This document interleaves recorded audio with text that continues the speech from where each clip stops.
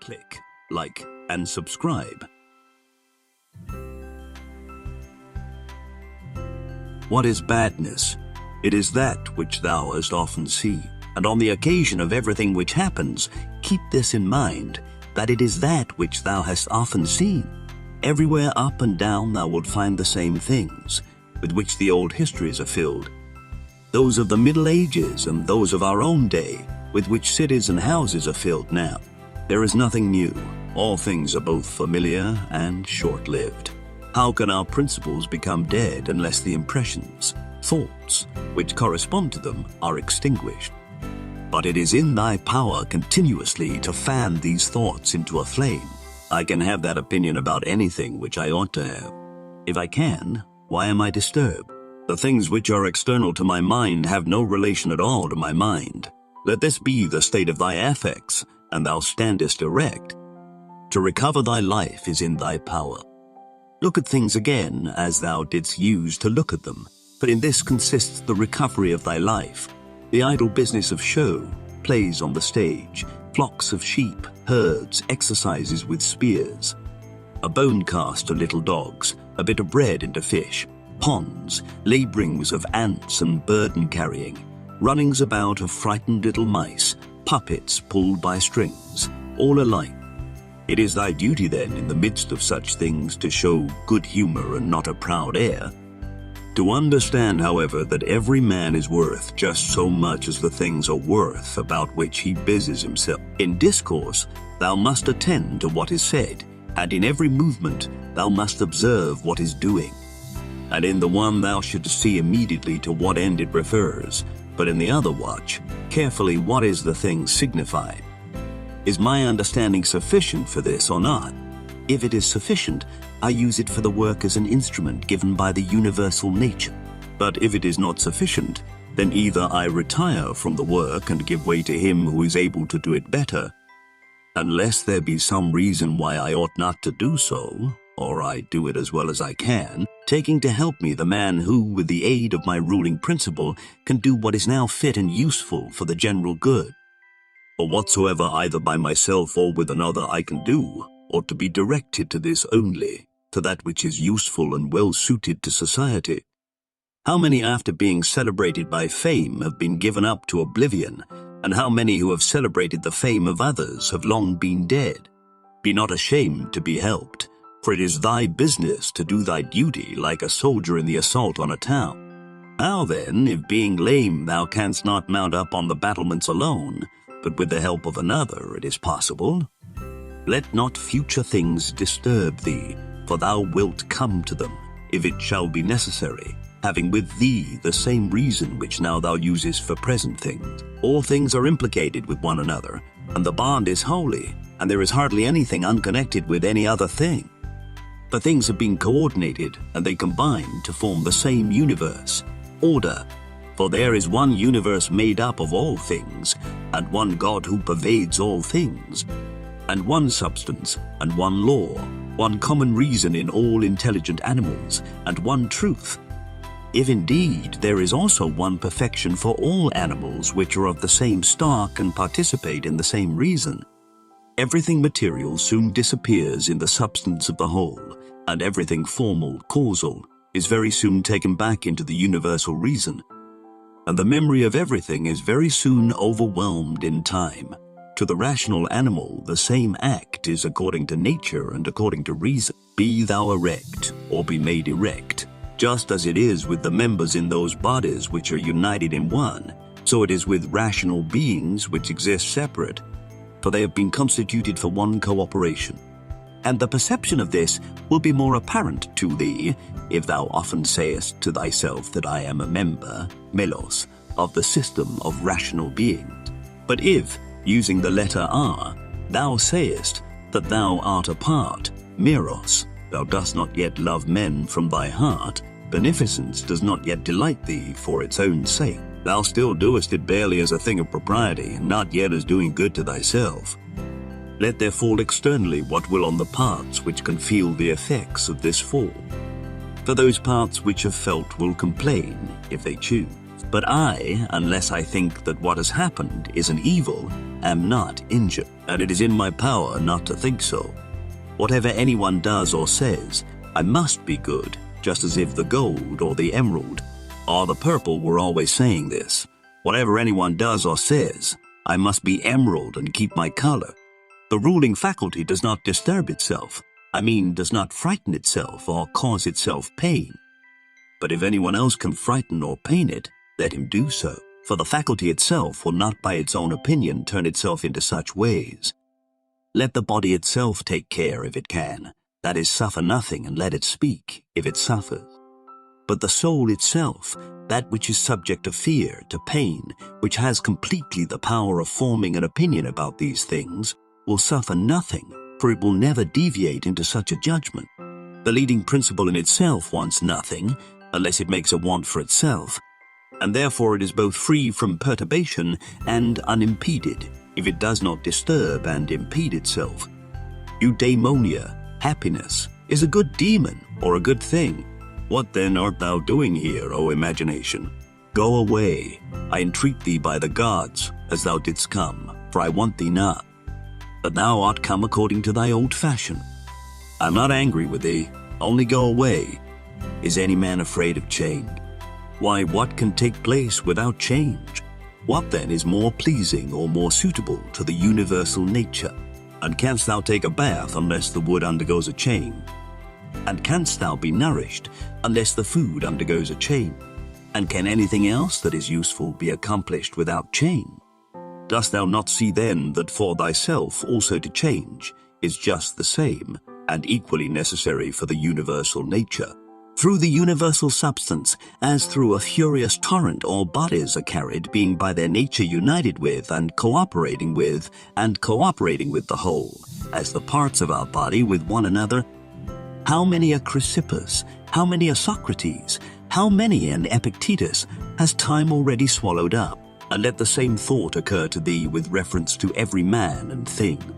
One thing only troubles me, lest I should do something which the constitution of man does not allow, or in the way which it does not allow, or what it does not allow, or what it does not allow now. Near is thy forgetfulness of all things, and near the forgetfulness of thee by all. It is peculiar to man to love even those who do wrong. And this happens, if when they do wrong, it occurs to thee that they are kinsmen, and that they do wrong through ignorance and unintentionally, and that soon both of you will die, and above all, that the wrongdoer has done thee no harm, for he has not made thy ruling faculty worse than it was before. The universal nature out of the universal substance, as if it were wax, now molds a horse, and when it has broken this up, it uses the material for a tree, then for a man, then for something else, and each of these things subsists for a very short time. But it is no hardship for the vessel to be broken up, just as there was none in its being fastened together. A scowling look is altogether unnatural when it is often assumed. The result is that all comeliness dies away, and at last is so completely extinguished that it cannot be again lighted up at all. Try to conclude from this very fact that it is contrary to reason. For if even the perception of doing wrong shall depart, what reason is there for living any longer? Nature which governs the whole will soon change all things which thou seest, and out of their substance will make other things, and again other things from the substance of them, in order that the world may be ever new. When a man has done thee any wrong, immediately consider with what opinion about good or evil he has done wrong. For when thou hast seen this, thou wilt pity him, and wilt neither wonder nor be angry. For either thou thyself thinkest the same thing to be good that he does, or another thing of the same kind.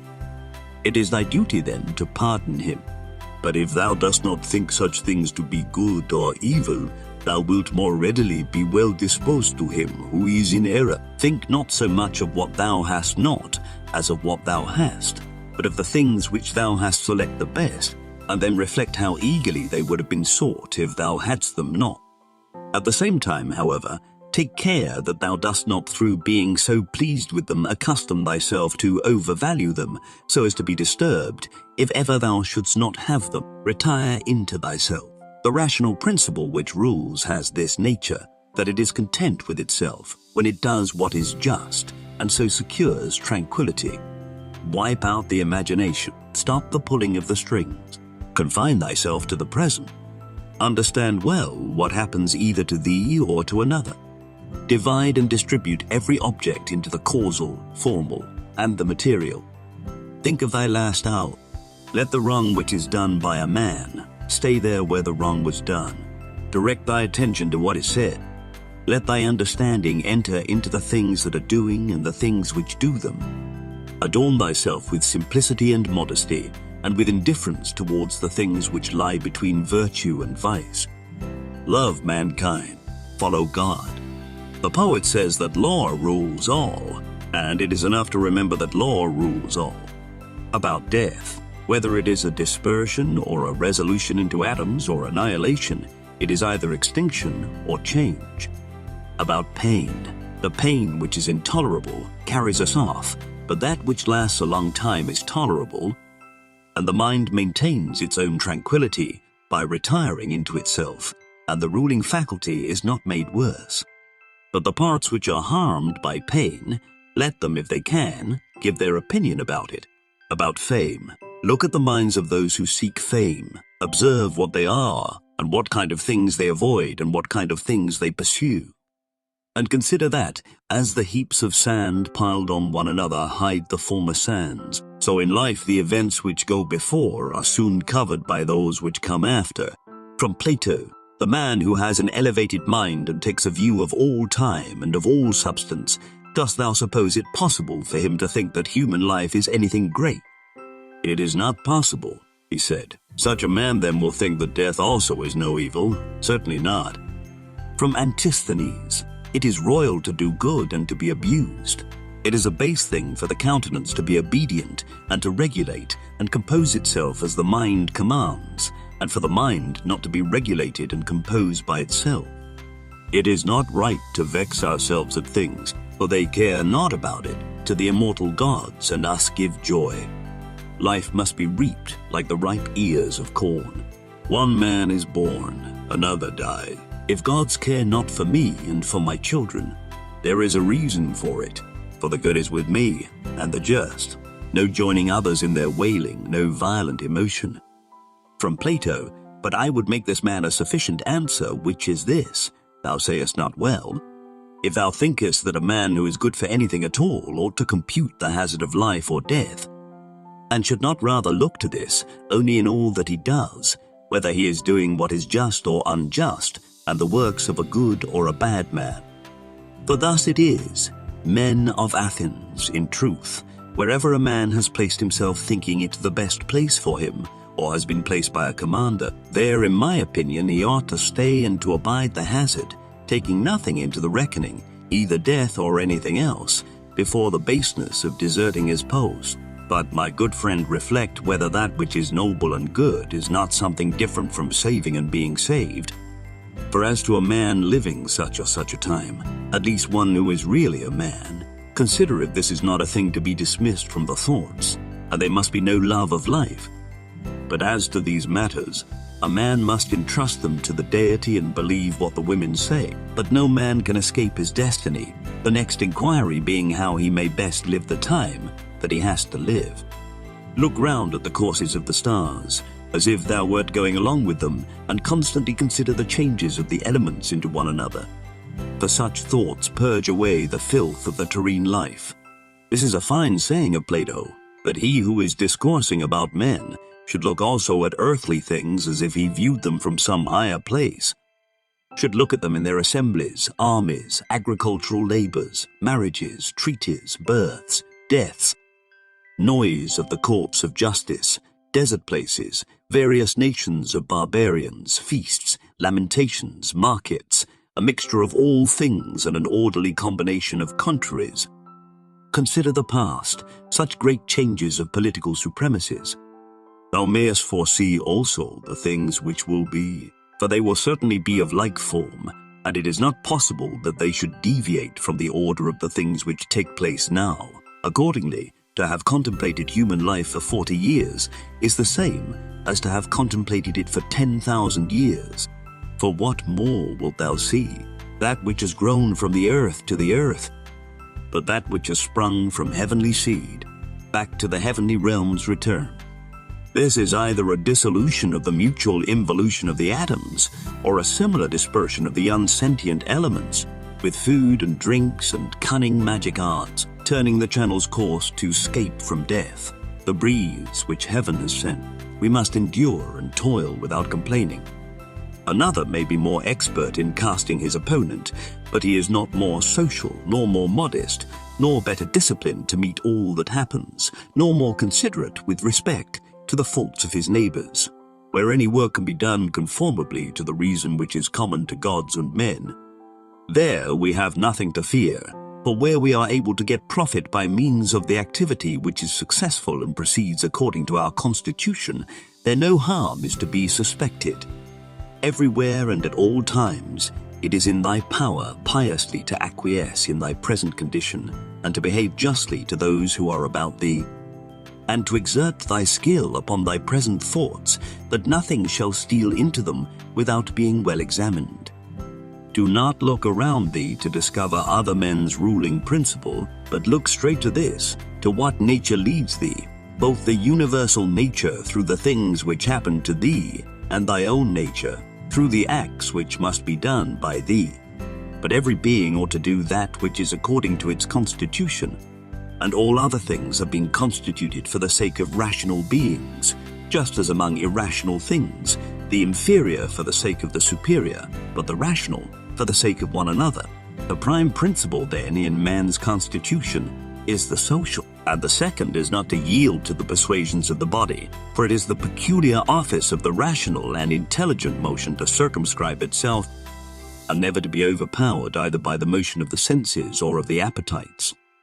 For both are animal, but the intelligent motion claims superiority and does not permit itself to be overpowered by the other, and with good reason, for it is formed by nature to use all of them. The third thing in the rational constitution is freedom from error and from deception. Let then the ruling principle holding fast to these things go straight on, and it has what is its own. Consider thyself to be dead and to have completed thy life up to the present time, and live according to nature the remainder which is allowed thee. Love that only which happens to thee and is spun with the thread of thy destiny. For what is more suitable, in everything which happens keep before thy eyes those to whom the same things happened, and how they were vexed, and treated them as strange things, and found fault with them, and now where are they? Nowhere. Why then dost thou too choose to act in the same way? And why dost thou not leave these agitations which are foreign to nature, to those who cause them and those who are moved by them? And why art thou not altogether intent upon the right way of making use of the things which happen to thee? For then thou wilt use them well, and they will be a material for thee to work on. Only attend to thyself, and resolve to be a good man in every act which thou doest. And remember, look within. Within is the fountain of good, and it will ever bubble up if thou wilt ever dig. The body ought to be compact, and to show no irregularity, either in motion or attitude. For what the mind shows in the face by maintaining in it the expression of intelligence and propriety, that ought to be required also in the whole body. But all of these things should be observed without affectation. The art of life is more like the wrestler's art than the dancer's, in respect of this, that it should stand ready and firm to meet onsets, which are sudden and unexpected. Constantly observe who those are whose approbation thou wishest to have, and what ruling principles they possess. For then thou wilt neither blame those who offend involuntarily, nor wilt thou want their approbation, if thou lookest to the sources of their opinions and appetites. Every soul, the philosopher says, is involuntarily deprived of truth. Consequently, in the same way it is deprived of justice and temperance and benevolence and everything of the kind. It is most necessary to bear this constantly in mind, for thus thou wilt be more gentle towards all. In every pain, let this thought be present, that there is no dishonor in it, nor does it make the governing intelligence worse, for it does not damage the intelligence, either so far as the intelligence is rational or so far as it is social. Indeed, in the case of most pains, let this remark of Epicurus aid thee, that pain is neither intolerable nor everlasting. If thou bearest in mind that it has its limits, and if thou addest nothing to it in imagination, and remember this too, that we do not perceive that many things which are disagreeable to us are the same as pain, such as excessive drowsiness, and the being scorched by heat, and the having no appetite. When then thou art discontented about any of these things, say to thyself that thou art yielding to pain. Take care not to feel towards the inhuman as they feel towards men. How do we know if Telauges was not superior in character to Socrates? For it is not enough that Socrates died a more noble death, and disputed more skillfully with the sophists, and passed the night in the cold with more endurance, and that when he was bid to arrest Leon of Salamis, he considered it more noble to refuse, and that he walked in a swaggering way in the streets, though as to this fact, one may have great doubts if it was true.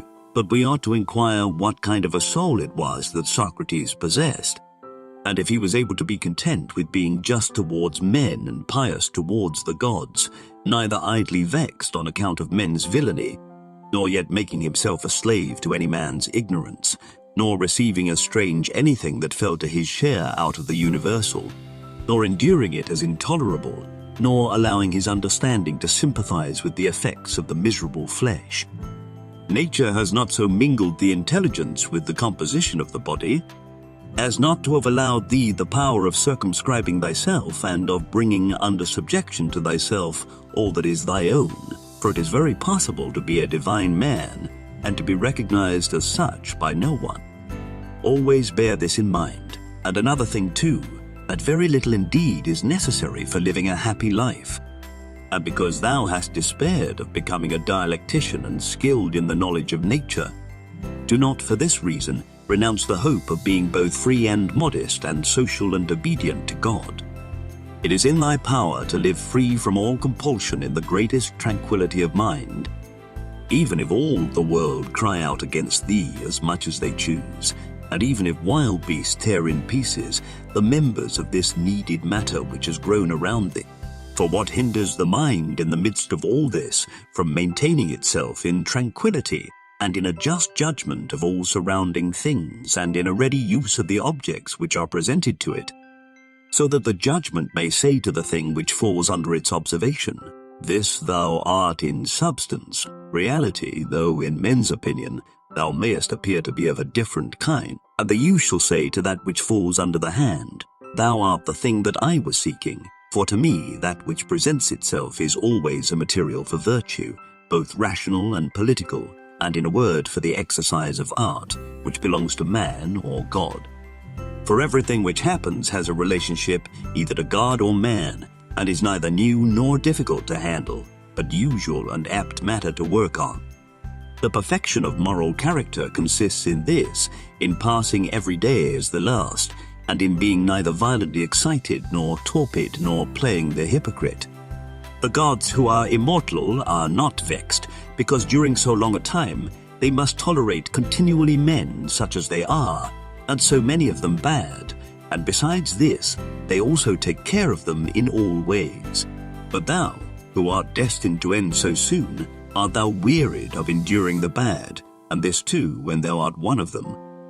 It is a ridiculous thing for a man not to fly from his own badness, which is indeed possible, but to fly from other men's badness, which is impossible. Whatever the rational and political, social, faculty finds to be neither intelligent nor social, it properly judges to be inferior to itself. When thou hast done a good act and another has received it, why dost thou look for a third thing besides these, as fools do, either to have the reputation of having done a good act, or to obtain a return? No man is tired of receiving what is useful, but it is useful to act according to nature. Do not then be tired of receiving what is useful by doing it to others. The nature of the unmoved to make the universe. But now, either everything that takes place comes by way of consequence or continuity, or even the chief things towards which the ruling power of the universe directs its own movement are governed by no rational principle. If this is remembered, it will make thee more tranquil in many things.